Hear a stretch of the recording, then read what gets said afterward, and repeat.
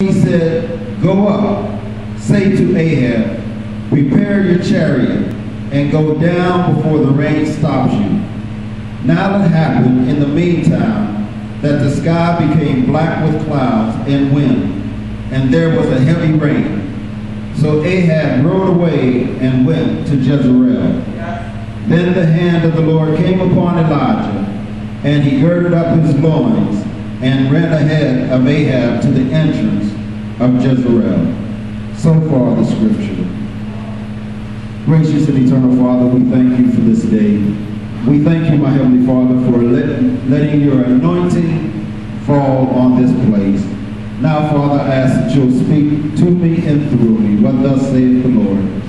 We pray, my Heavenly Father, that we rightly divide the word of truth for thy people, so that they will understand even the smallest detail of your word.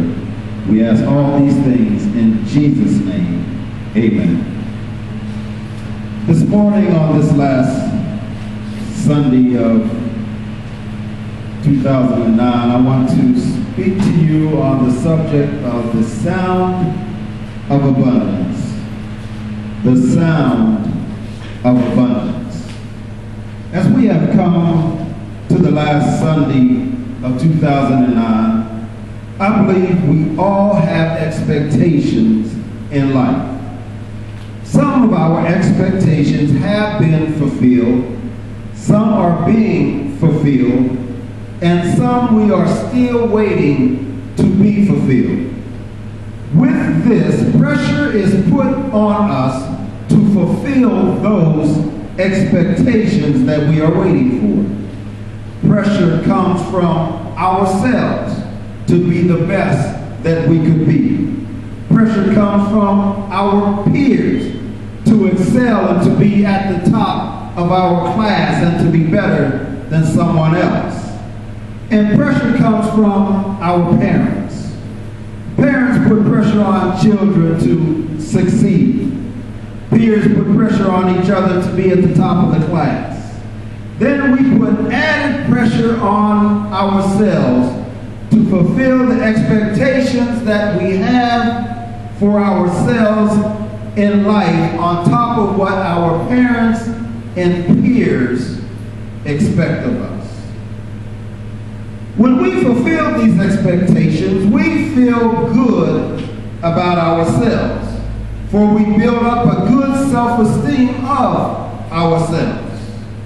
But what happens when we don't accomplish our expectations that are expected of us? When our parents are not satisfied with us and we are not satisfied with ourselves, how do we handle failure in life? Are we able to bounce back and continue, or do we fall into a deep depression and it takes weeks or months or years for us to get back on the horse? I come to remind you that life is full of ups and downs. Take my man Elijah, for example. He had a very high point in his life where he prayed and the fire of the Lord fell. Then all the people said, "The Lord, he is God." This was followed by a very low point in his life where Jezebel wanted to kill him, and he ran and hid in a cave. We are so changeable, and often we feel like we are being torn apart when we run into the low points in our lives.